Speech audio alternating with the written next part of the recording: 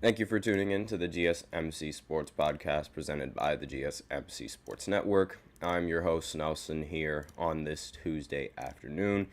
It's almost Thanksgiving, which means it's almost football, but we're not going to be talking about that today. I'll save that for tomorrow. My Thanksgiving predictions and the teams that I think are going to win on Thanksgiving and how I think a lot of these games are going to go. And I'm also going to probably do a prediction of Sunday's games as well on Wednesday.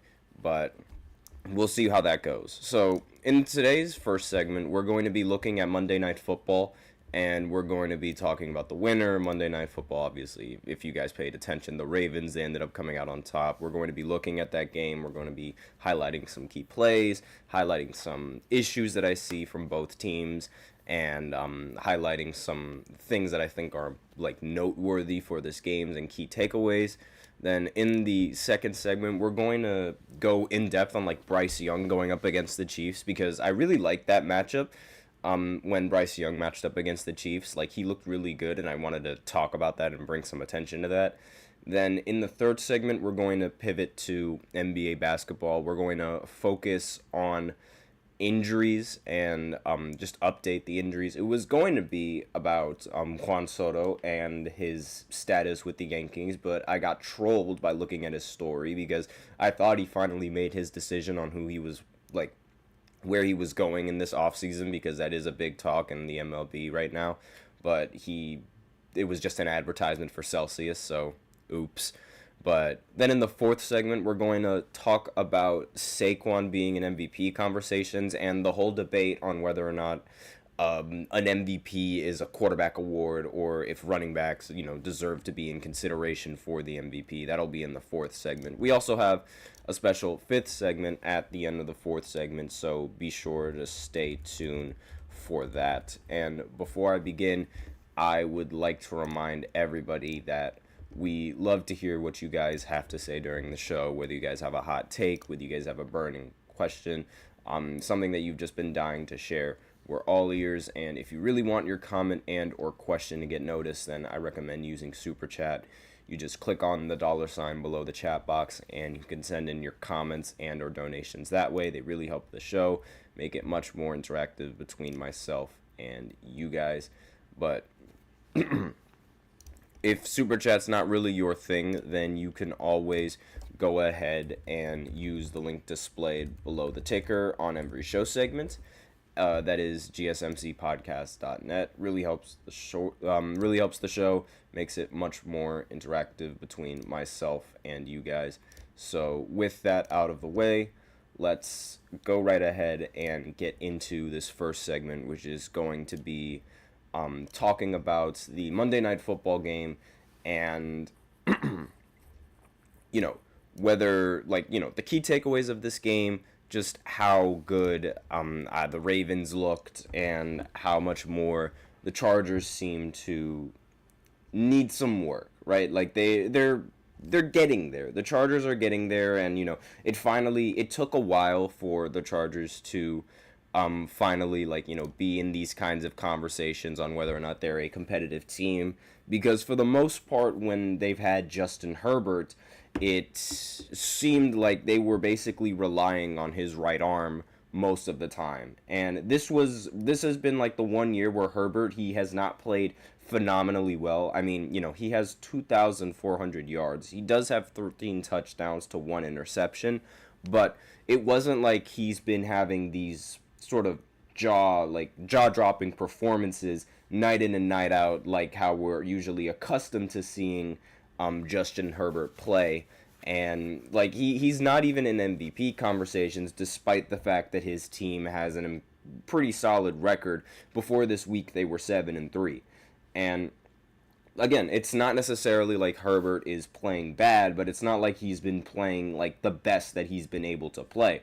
But it doesn't really matter because the team has been able to sort of get a lot of these wins, and winning games is the most important thing. But so it doesn't necessarily matter that the quarterback isn't really playing well, as well as we expect them to. As long as they're getting wins, it doesn't really matter.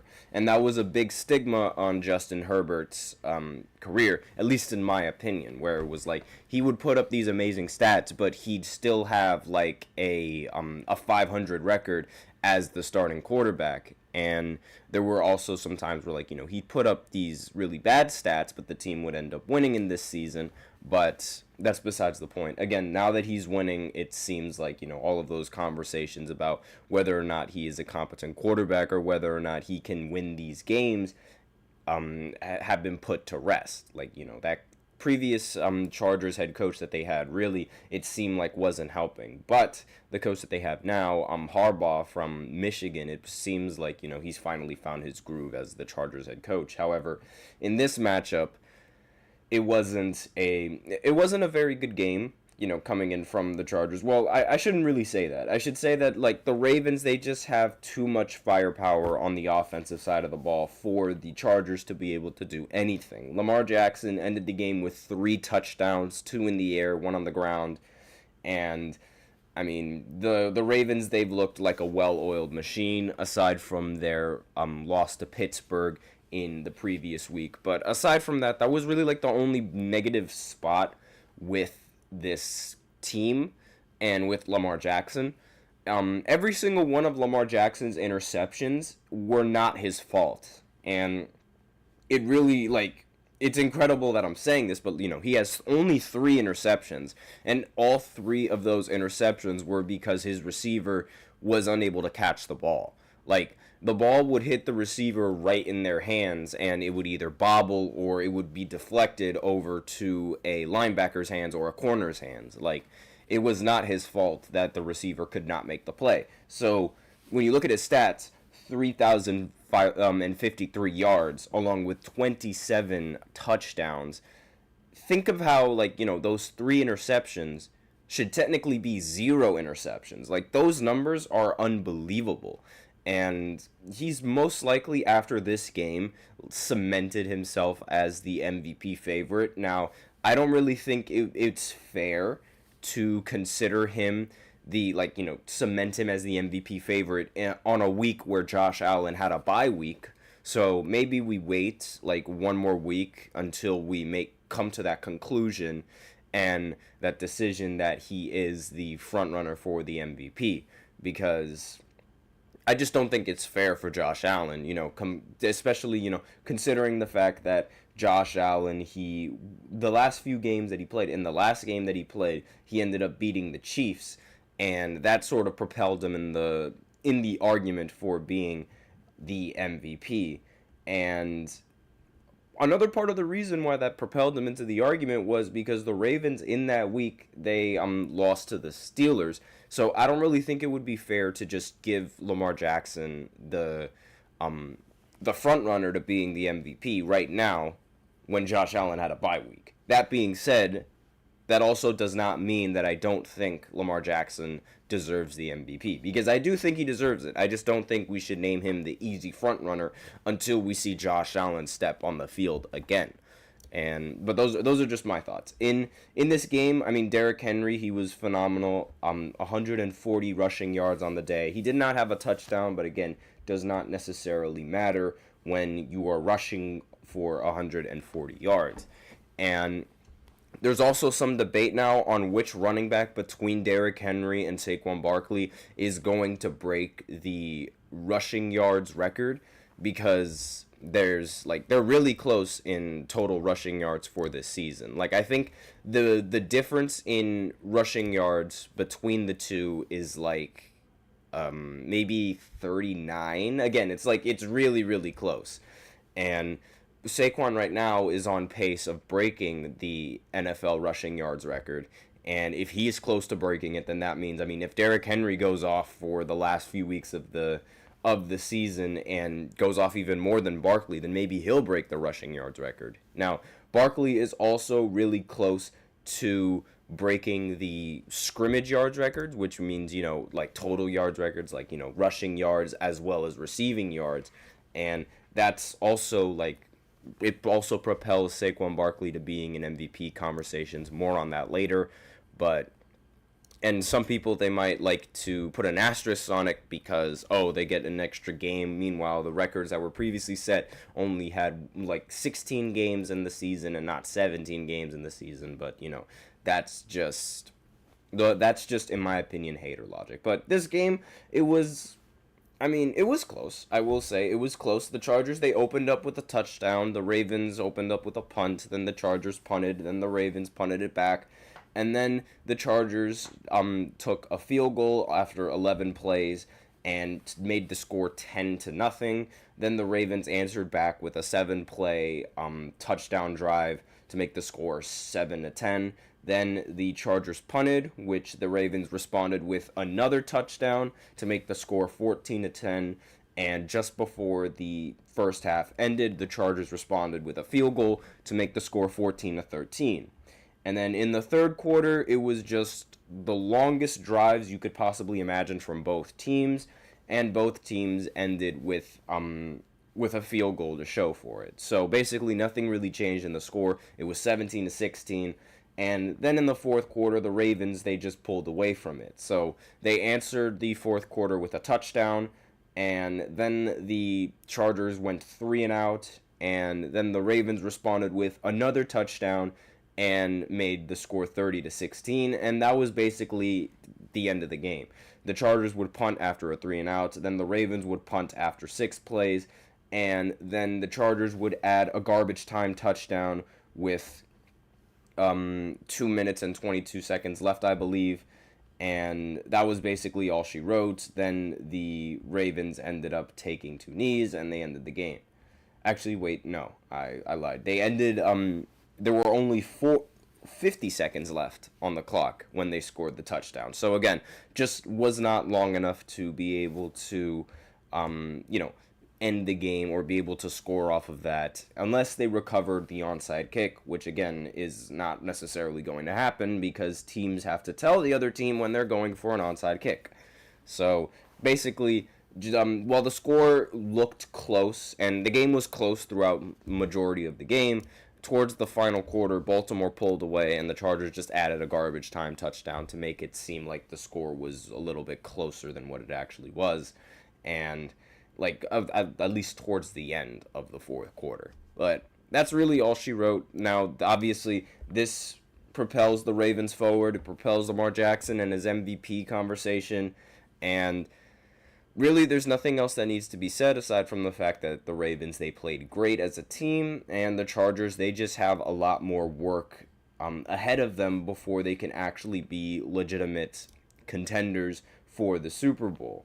And I will say that, they do play in the same division as the Chiefs right now, but that division is looking rather competitive. I mean, while the Chargers are also pretty competitive, the Broncos, they seem to be establishing themselves as well. Bo Nix has been playing very well in these last few weeks, and it's going to be a little bit difficult for them to cement a wild card spot, given how, the Chiefs are most likely going to win their division and most likely win the AFC and get a bye week.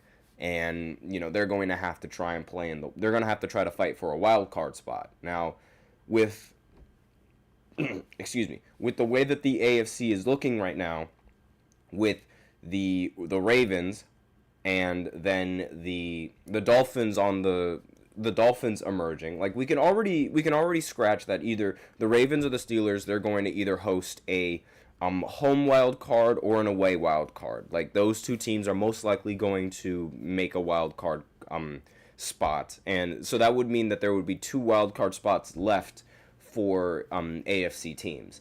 Now, the Broncos, they could end up winning and end up taking an away wild card spot. The Dolphins, they seem like they're on the rise as well, of taking a wild card spot. There's an argument that maybe the Bengals could take that spot as well, or the Colts can take that spot. So the Chargers are going to have to fight if they want to make the postseason this year. But I mean, that's all that I really have to say with both of those teams. So now we're going to go ahead and go into the second segment where I talk about Bryce Young and his performance against the Chiefs, because it was surprisingly good. I did not expect the game to be this close, but it was. So I'll be right back after this short break. Be sure to stay tuned.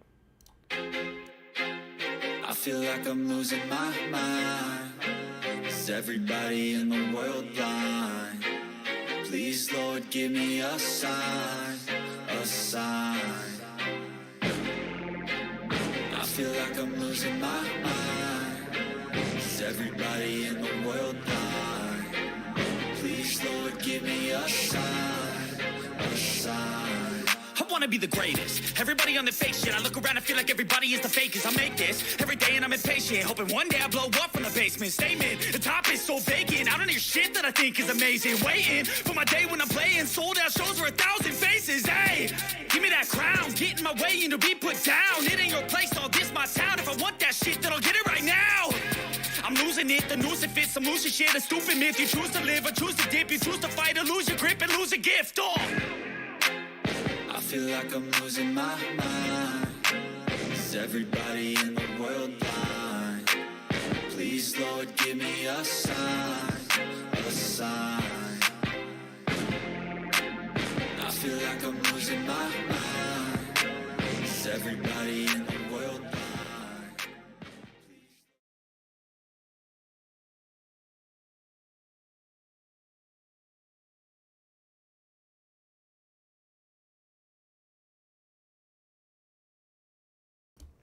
And we are back with the... Hold on, let me move this chair out of the way.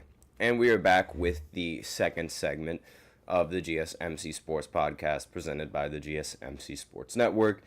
And in this second segment, we're going to be talking about Bryce Young and his performance against the Chiefs, because it was very, very good, and I was very surprised with how well he was able to duel against Patrick Mahomes. And before I begin, I'd like to remind everybody that we love to hear what you guys have to say during the show, whether you guys have a hot take, whether you guys have a burning question, something that you've just been dying to share. We're all ears, and if you really want your comment and or question to get noticed, then I recommend using Super Chat. You just click on the $ below the chat box, and you can send in your comments and or donations that way. They really help the show. And if Super Chat's not really your thing, you can always use the link displayed below the ticker on every single show segment, GSMCpodcast.net, to send in your comments and or donations that way. They really help the show. They make it much more interactive between myself and you guys. So with that out of the way, let's get into this surprisingly good quarterback duel between Patrick Mahomes and Bryce Young. Now, as we both know, I'm sure all of you guys know if you paid attention to football, Patrick Mahomes has not been playing well this season, or at least not playing to his standards that we usually expect Patrick Mahomes to play at. And Bryce Young, for the most part, he has not really lived up to that high draft pick that and sort of messiah to the Panthers like a lot of people expected. I mean, everyone sort of expected Bryce Young to emerge as a really competent quarterback in this league, and at least in the first season that he played, it didn't really happen. And all the attention was on CJ Stroud and how much better he was than Bryce Young. And now it seems like, at least at this moment, the tables have turned. I mean, last week in Week 12, I mentioned how CJ Stroud, he ended up losing that game, but he played worse than Will Levis, who's been through most of the season has been a joke, at least in the beginning of the season. And so the fact that he got completely outplayed by Will Levis and was one of the big reasons why the Texans ended up losing, and now Bryce Young almost outduels Patrick Mahomes and that ridiculous Chiefs defense. Now it seems like, the conversations have sort of flipped itself in whether or not Bryce Young is actually going to be, the starting quarterback of the future for the Panthers. Now, in this game, Mahomes completed 27 of his 37 passes, threw 3 touchdowns, and did not throw an interception. And we're usually used to Patrick Mahomes throwing his what is that interception in the game. Literally, that's what I like to call it, because it's like we barely ever see Mahomes make mistakes, aside from this season where we're seeing him make a lot of mistakes, and those interceptions are like, what on earth was that? What was that? What was going on?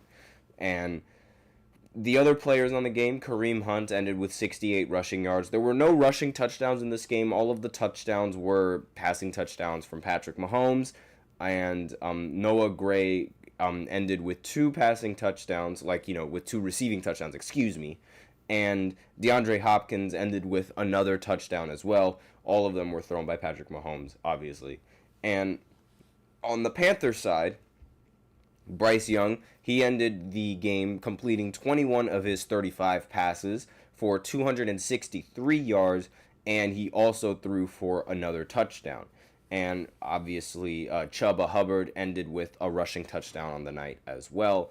And they scored 2 touchdowns in this game, compared to the Chiefs scoring 3. So there were a lot of field goals taking place. And I mean, the numbers, aside from the 3 passing touchdowns to 1 passing touchdown, the yards that Bryce Young was able to generate through the air, they were almost on par with Patrick Mahomes' yards through the air, right? Now, the game went like this. Kansas City opened up with a touchdown, then the Panthers responded with a field goal, where the Chiefs answered back with a field goal. Then the Panthers responded with a field goal, then the Chiefs answered with a field goal.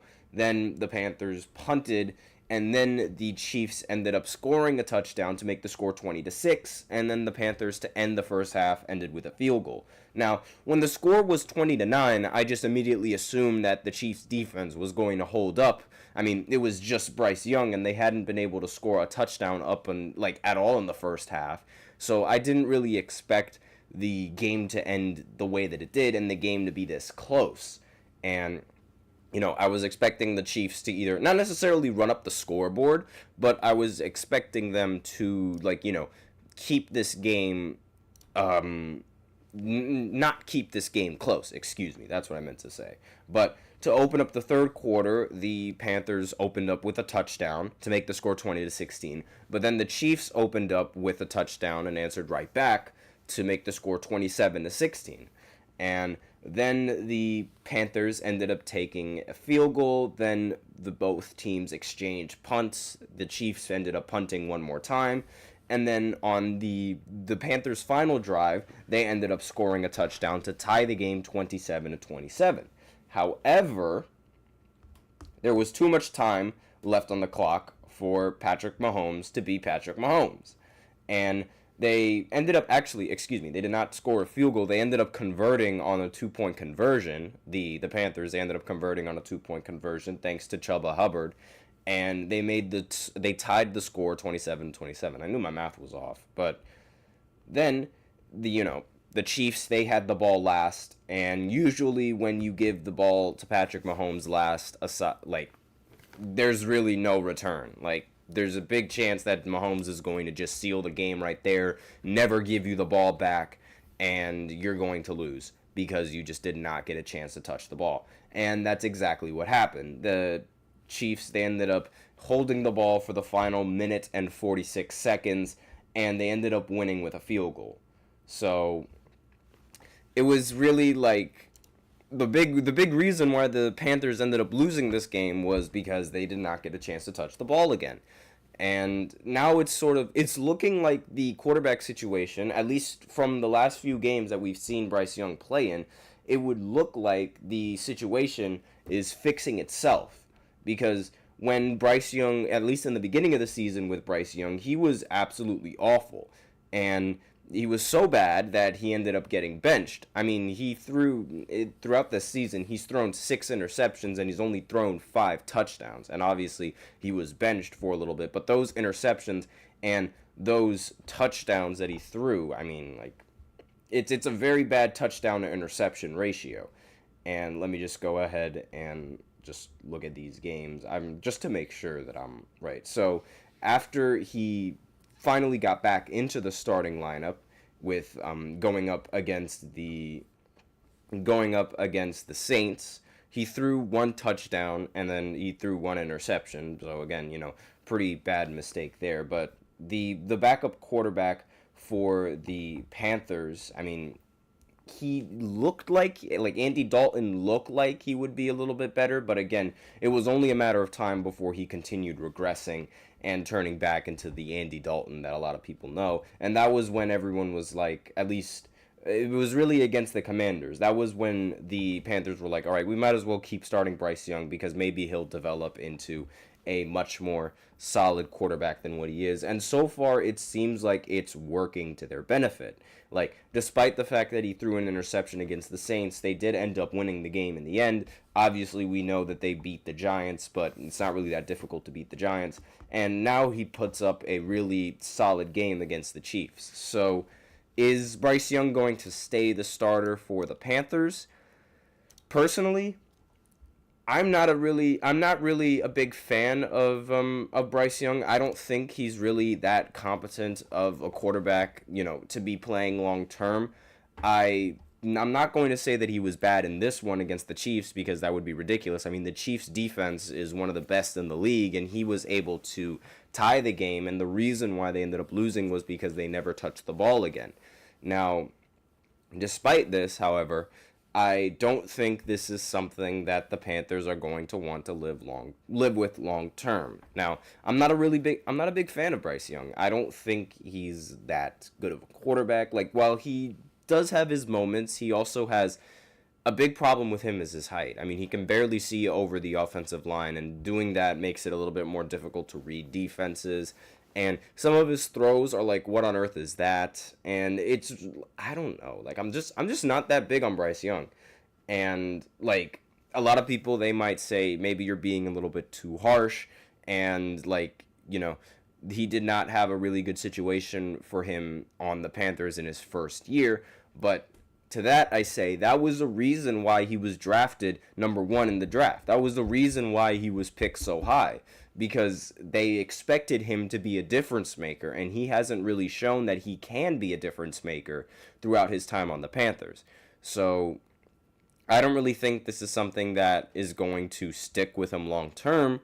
And this performance, I think this was a little bit of a fluke performance going up against the Chiefs. But, it's still an argument, like, worth discussing. It's still on the table that he can be a solid quarterback, so I'm not going to completely shove it away, even though I don't think it's going to pan out the way that a lot of people are hoping that it will.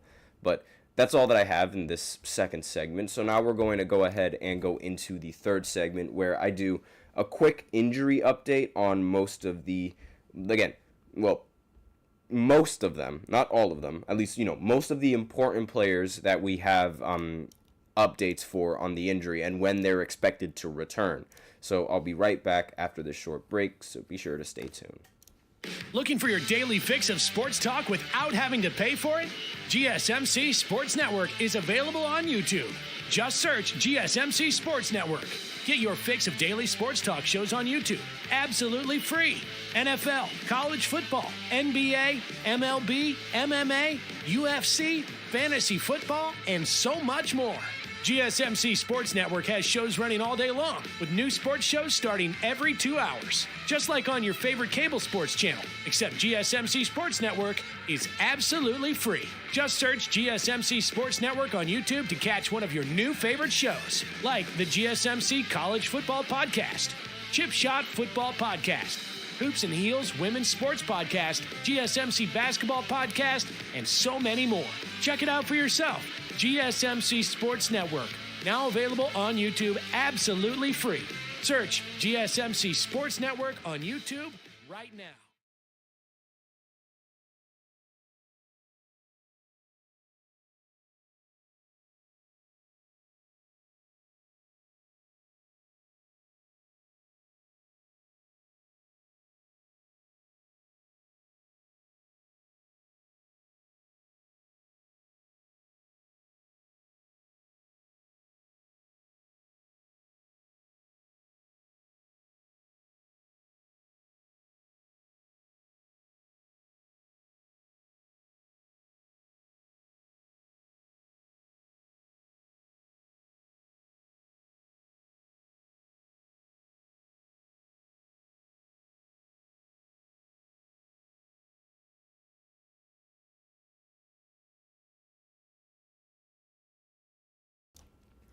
And we are back with the third segment of the GSMC Sports Podcast presented by the GSMC Sports Network. And in this third segment, we're going to be doing a quick injury update, some of the players and, the expected timetable and when they're supposed to return. So we're going to just dive right into this, mainly because we are running low on some time. And we're going to start with the player that I'm sure a lot of Celtics fans are so happy that he's finally back, Kristaps Porzingis. Now, I couldn't get his entire head in the frame because he's just that tall. And really, Kristaps he was back. He played against the Clippers. The Celtics, they ended up winning 126-94. And him returning is actually rather early. A lot of people, and there were reports saying that he would return in, in December, and not this early not in late November, but he ended up making a return in the game against the Clippers last night. And I mean, regardless whether or not he returned or not, I expected the Celtics were going to end up winning in that matchup against the Clippers. And it's good seeing him back, but there are also several other stars that are not going to make this list, mainly because I wouldn't have enough time to cover every single one of them. But I'm going to be looking at some of the key players, like for each team that was either supposed to be in talks of being in the playoffs and making it a little bit competitive. And, since this one was the first one, he ended up being the first on this list because he made his return. Now, the other star on this list who has been injured for a substantial period of time is Ja Morant. Now, he missed the last 8 games due to a right hip subluxation. I have no idea what that word means, but that's what the doctors are saying, so don't at me. And he also had a pelvic muscle strain as well. Now, there's talks that he's going to be in the lineup on Monday against the Portland Trailblazers, and I'm just going to go ahead and make sure that he actually played in that game, because I did not watch the Memphis game. I did not have the subscription for that, but he did play in that game. He ended the game with 22 points, 11 assists, and it would seem like he's, despite the injury, that he's back to playing at 100%. Now, despite the fact that he was gone, it would seem like the Grizzlies, they still have a solid team without Ja Morant. Obviously, Ja Morant makes the team all that more competitive, but since he was out, the Grizzlies were 5-4 without Ja Morant in this season. And Scottie Pippen Jr., he's been playing very well. He put up 30 points on 13 for 16 shooting, along with 10 assists in a 142-131 win against the Bulls on Saturday. So, I mean, the Memphis Grizzlies, they didn't really suffer all that much without Ja Morant. They were winning regardless. It just shows, the depth that the Grizzlies had. I remember a couple seasons ago, there was actually debate on whether or not the Grizzlies were better without Ja Morant, because they were on, I believe their record without him was 20-2.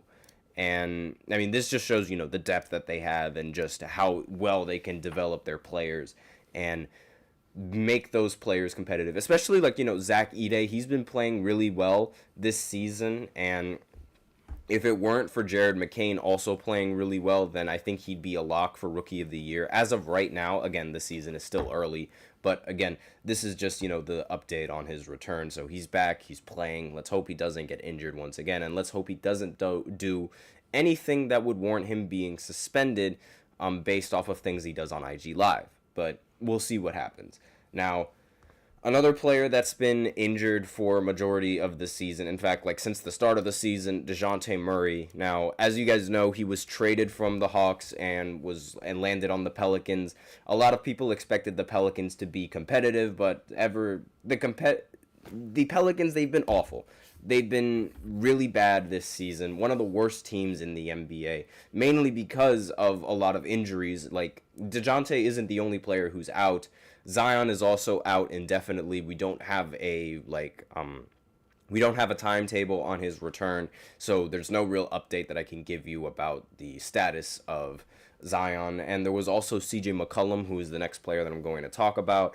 But again, this team has been incredibly injured, and when you don't have the star players, especially the player that you traded for, without a starting center as well, there's a problem. There's obviously going to be a huge problem in the lineups and being able to win in these games. So, as we know, Murray, he broke his left hand in the season opener, and he's most likely going to miss his 17th straight game when the Pelicans visit Indiana on Monday.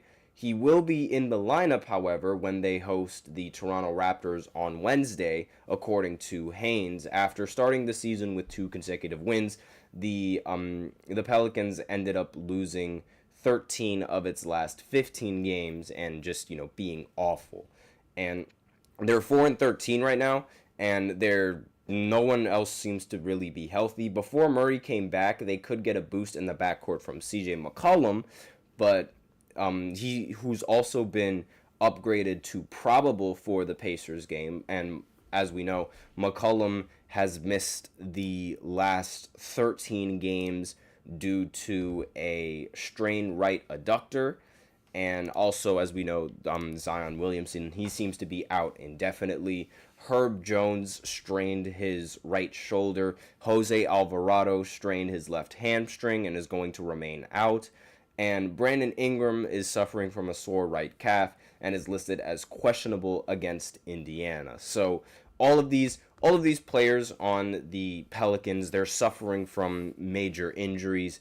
And, I mean, you can see that the team is just suffering because of that. And the Pelicans, being at 4-13, that's not ideal. This was a team that was expected to not, at the very least, make the play-in tournament and have a chance of being able to make the playoffs then, which is what they seem to do even without having key players in their lineup. And, I mean, Zion, he ended up going out in the last play-in game against the Lakers, despite dropping 44 points. They ended up losing, but they still ended up making the playoffs that year. And as we know,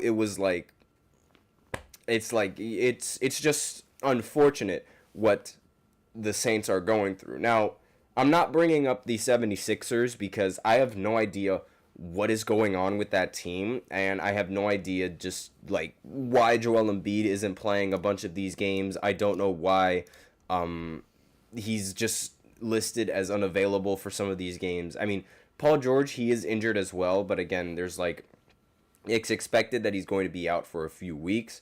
And it's a train wreck over there. It's really bad over in Philly with basketball, mainly because Joel Embiid, it doesn't really seem like he wants to play, but I digress. Now, the last 2 players that I'm going to talk about are Kevin Durant and Bradley Beal. They've been injured for quite some time, primarily Kevin Durant. Now, Phoenix, they started out 8-1 this season, but ever since Kevin Durant ended up going down, they've gone 1-6.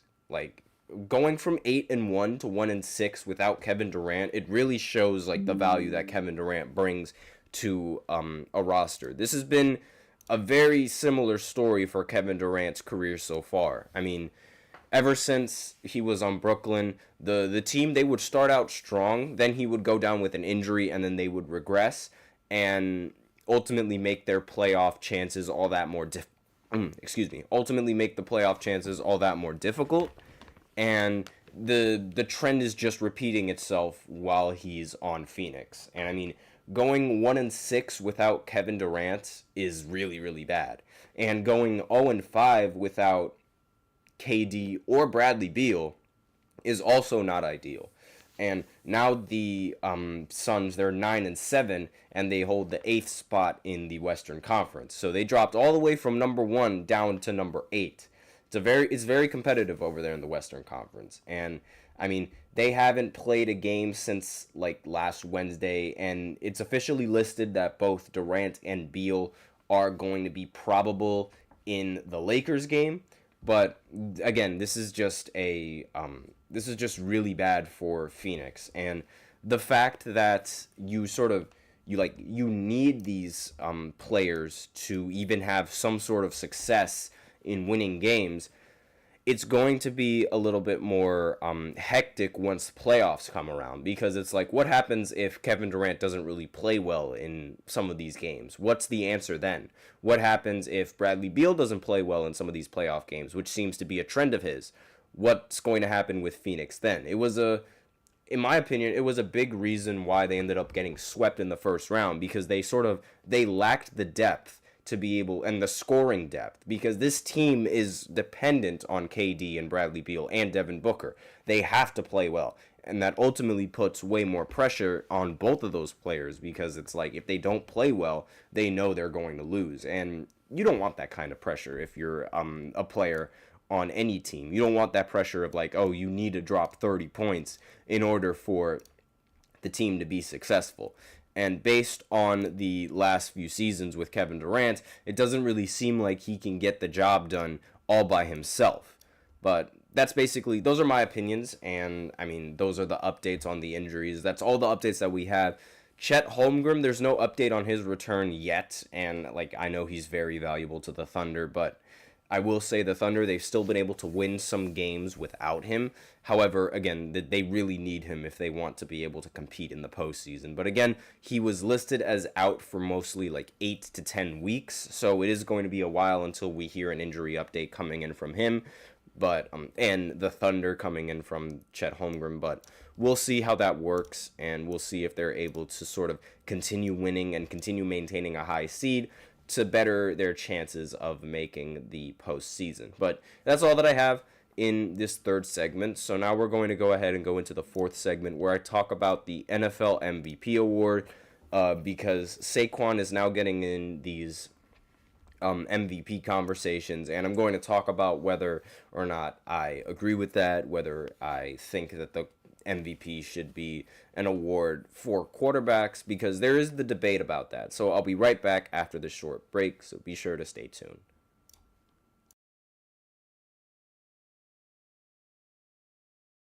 For the best and latest podcasts available anywhere, go to the podcast app on your cell phone and type in GSMC to access free content-rich podcasts on health and wellness, book reviews, sports, entertainment, relationships, social media, movies, technology, finance, and even weird news. Subscribe and download the GSMC Podcast Network's family of shows, available everywhere podcasts are found.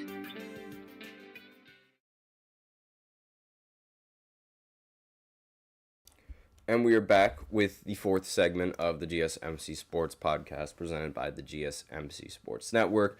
And in this fourth segment, we are going to be looking at the NFL MVP and the front runners for it, primarily, to the two quarterbacks, Josh Allen, Lamar Jackson, and as well as Saquon Barkley, who is now getting into a lot of these MVP talks. Now, ever since Saquon broke the Eagles' record for most rushing touchdowns in a game and is on pace to breaking the single-season rushing yard record, as well as the single-season scrimmage yard record, there are talks that he deserves to be in the MVP conversation right now.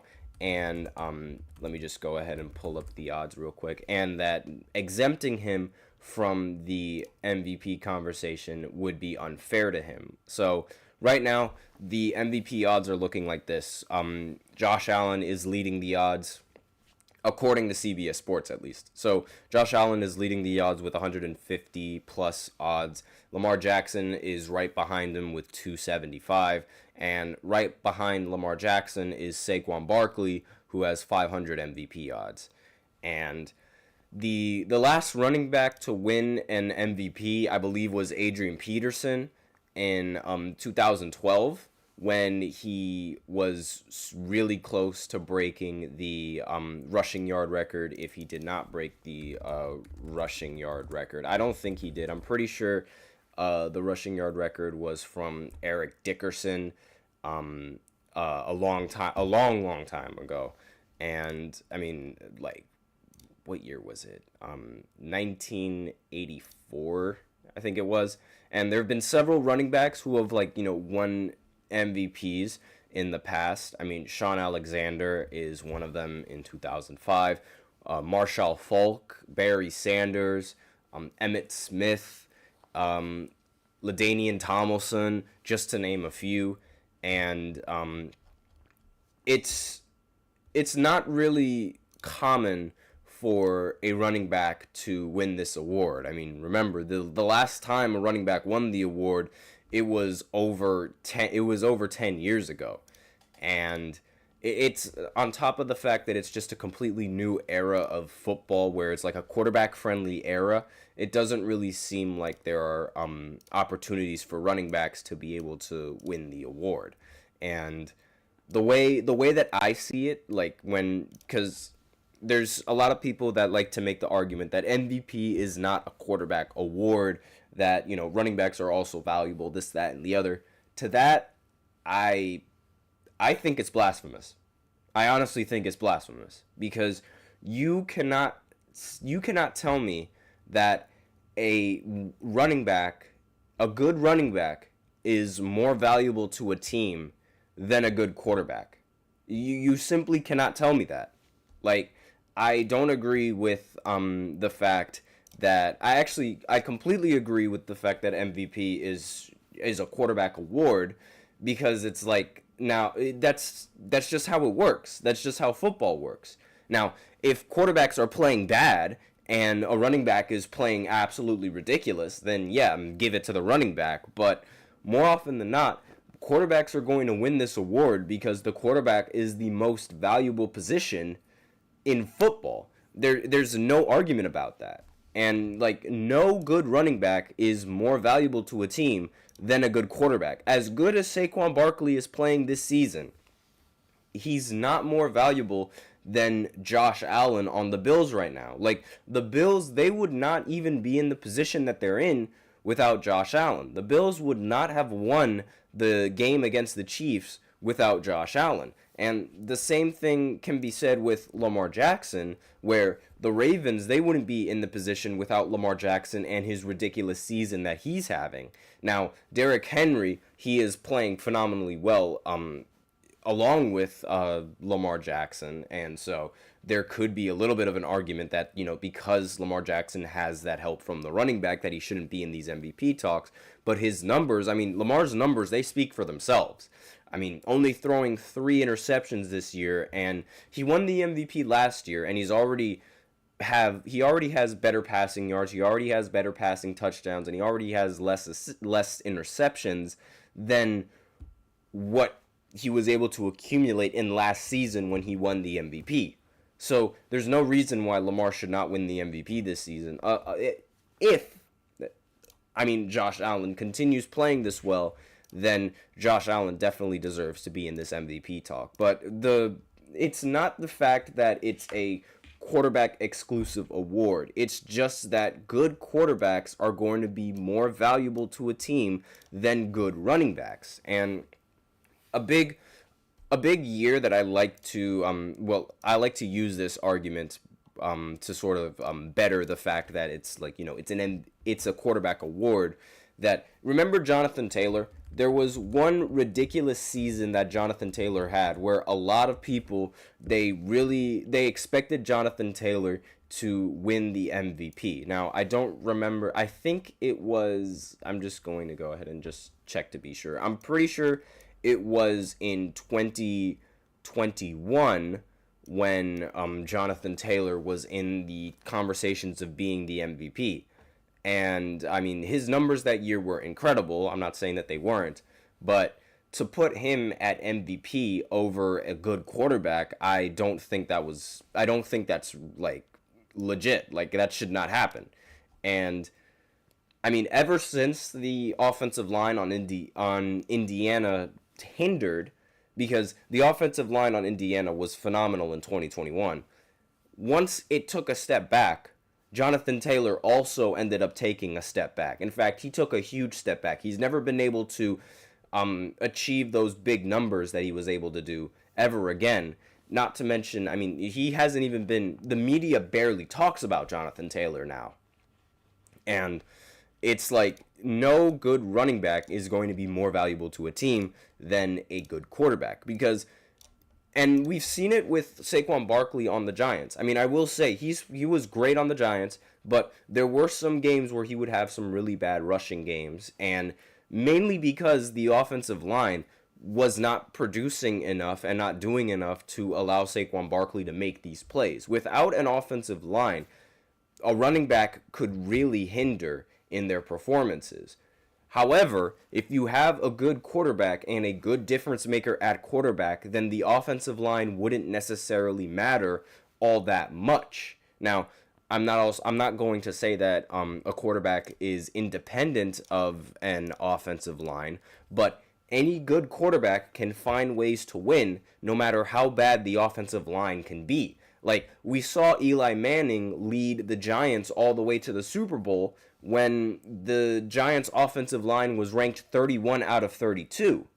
Now, that shows the value of having a good quarterback. Like, a good running back would not be able to do that with how bad that offensive line was. A good running back would not be able to win those games that Eli Manning was able to win, and would not be able to show up in the big moments when the rest of the players aren't really playing that well. Granted, I will say that quarterbacks, yes, it's a team sport. This is the most team sport in all of America right now. Like, in my opinion, football is the most team sport. You need good players at every position. You need solid matchups, and you need to make sure that everybody is doing their job in order to effectively win games. That being said, the most important position and the most important player that needs to play well is the quarterback. If the quarterback is not going to make good decisions in these games, then more often than not, you're going to lose a lot of these games. It doesn't matter how good a running back can be. Eventually, teams are going to figure out a way to stop that. And it doesn't matter how good the offensive line can be. I mean, chances are it's like, if the team has some good blocking, then they're going to end up winning a lot of these games.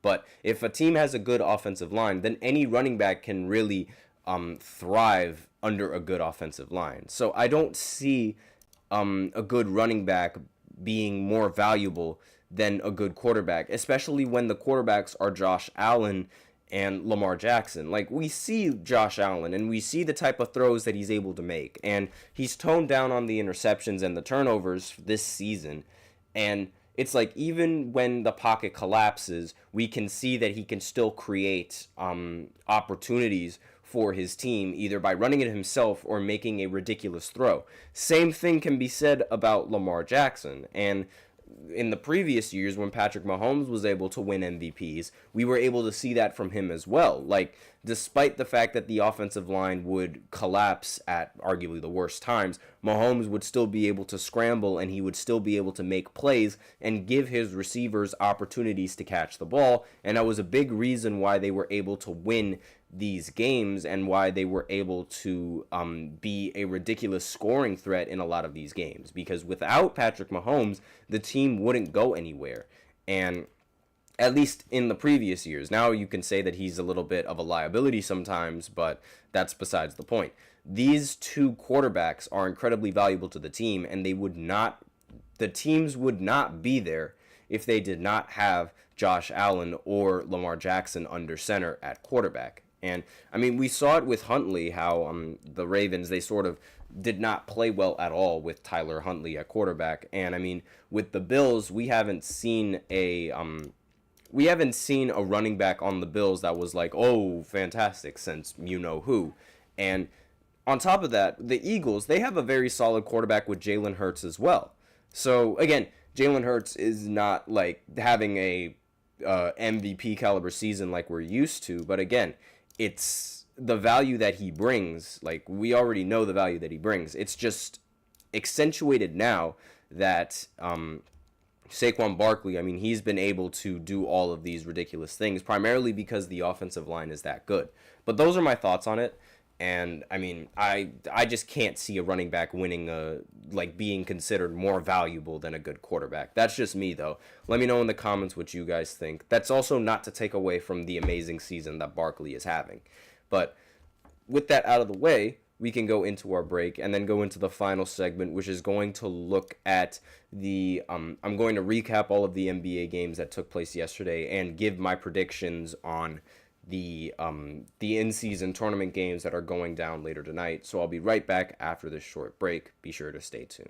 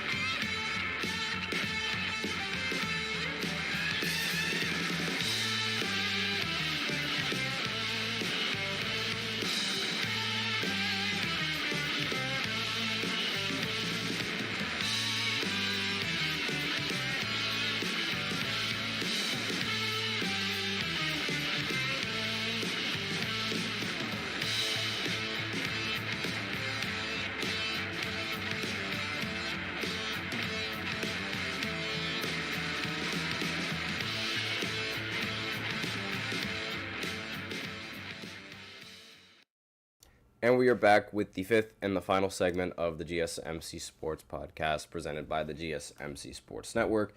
And in this final segment, we're going to be recapping all of the games, the NBA games that took place yesterday.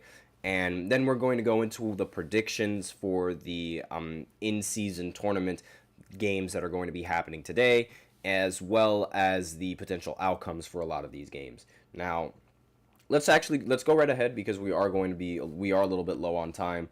The Mavericks, they ended up beating the Atlanta Hawks. Kyrie had 32 points. There was no Klay Thompson in this game, and it seems like they did not really need him. And he was the biggest player for this team. Trae Young ended with 18 points and 16 assists, but again, just wasn't enough for the Dallas Mavericks. To go up against the Mavericks. Zachary Rasacher, 2 for 8, 5 points. Just an awful number 1 overall pick in this draft so far. Despite this, however, it would seem like the Hawks, they still lead in the division that they're in. In the group that they're in, and they're 2-1 right now, and they're ahead of the Boston Celtics because they ended up beating the Celtics. So as of right now, they're the top team in their respective group play, but we'll go ahead and I'll do that a little bit later because it is a little bit tough to explain. Yesterday, the Knicks completely destroyed the Denver Nuggets. OG Anunoby ended with 40 points. Brunson ended with 23 and 17, and Karl Anthony Towns ended with 30 points and 15 rebounds. I think the Timberwolves made a huge mistake in getting rid of Karl Anthony Towns, and it was literally like, okay, this team, they were one series away from making the finals. Let's trade away our second best player. Nikola Jokic, he dropped 22, 7, and 7, but it wasn't enough to beat the Knicks. I believe Russell Westbrook had 24 points in the fourth quarter, which is the most points in a quarter that he's ever scored. He was the leading scorer for the entirety of the Nuggets, 27 points, along with 3 assists and 3 rebounds and 2 steals, along with 1 block. Just an overall solid performance. He also shot 9 for 16. Great game coming in from Russ. And the Warriors, they ended up losing to the Brooklyn Nets, a game that I was very surprised to see. Steph Curry ended with 28 points, and Dennis Schroeder ended with 31 points. Now, it should be noted that in this game, the Warriors were up by 18 points midway through the third quarter. Then the Brooklyn Nets called a timeout. After that timeout, the Nets went on a 57-29 run and came out with the win, which is incredible. Like, that is ridiculous. And it's the Warriors, maybe the Warriors are slowing down. We'll see how it goes, but it would seem like they're slowing down. But again, a little bit early to tell. The Pistons, they ended up beating the Raptors. That's a real shocker in my opinion. I did not expect the Raptors to lose this, especially with Scotty Barnes dropping 31 and 14. Very good for fantasy, by the way. But again, this was just a ridiculous win coming in from the Pistons. I mean, it was a really close one, 102-100. I did not expect that. Now, Orlando Magic, they ended up beating the Hornets 95-84. LaMelo Ball dropped 44 points and he still lost. 44 points, 9 rebounds, and 7 assists. LaMelo is incredible at basketball. He is what you call a hooper. That is what you call him. He is a hooper. He had 30 points in a previous matchup and he's lost. He had 50 points against Milwaukee and he lost. And now he had 44 against Orlando and still lost. It is ridiculous the amount of points he's able to produce and the team still can't win. Pacers, they end up beating the Pelicans. They ended up winning 114-110. Halliburton dropped 34 and 13 and really I didn't expect this game to be all that close, but again, the Pacers, they don't have competent defense. The Celtics, they ended up beating the Clippers. As we know, this was Kristaps' return, and they did not disappoint. This game was really never close, 126-94. The Grizzlies, Ja Morant's return, ended up beating the Portland Trailblazers 123-98. Again, another game that was never really close. The Thunder, despite not having Chet Holmgren, did not really seem all that affected, as SGA dropped 37 points and 11 assists and ended up beating the Kings. And, I mean, the Kings, they are not figuring it out. And 30 points from DeRozan, 14 points coming in from De'Aaron Fox. Again, this was a team that I was rather skeptical about because they rely heavily on two-point shots and mid-range jump shots as opposed to shooting three-pointers. And they went 8 for 32 from 3 in this game, and it's really not looking good for the Kings right now. I mean, DeMar being on the team, you can argue that it makes little difference. You can argue that it actually hurts the team a bit more because, again, the 3 best players on the team are elite at scoring two-pointers, not scoring three-pointers, which is not ideal anymore.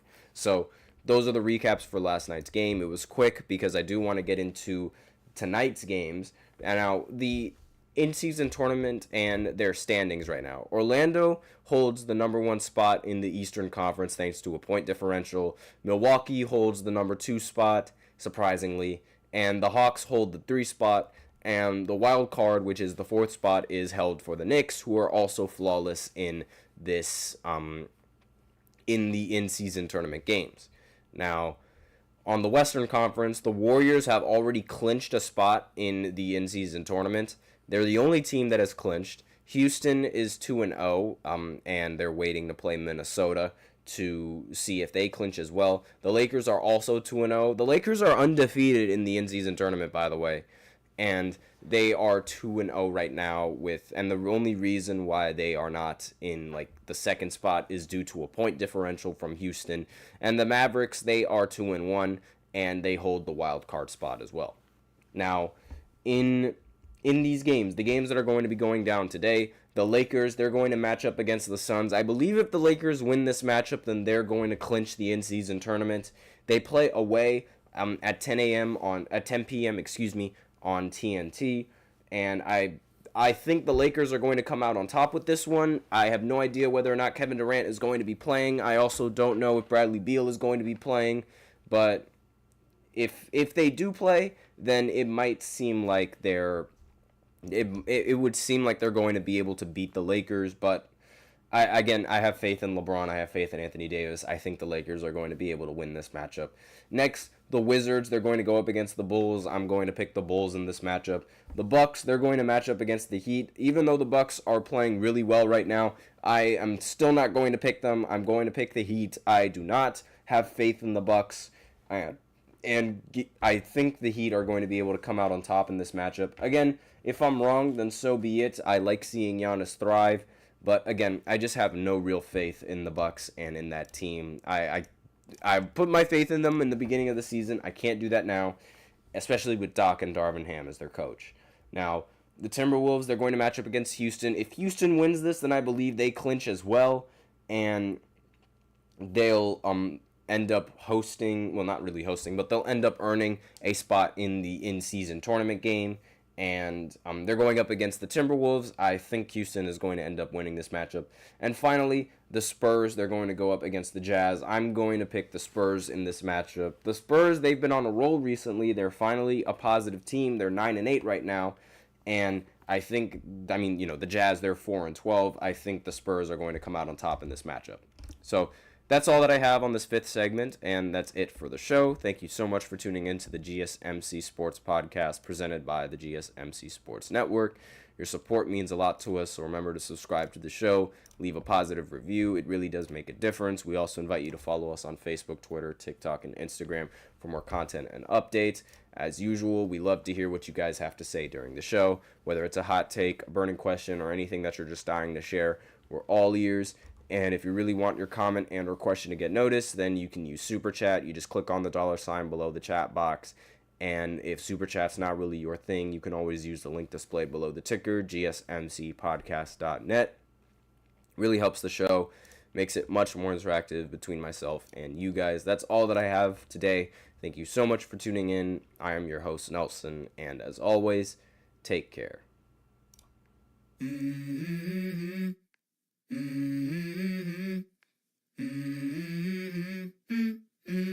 go. I wake up to a little bit of drool on my pillow, feel like it's gonna be a bad day.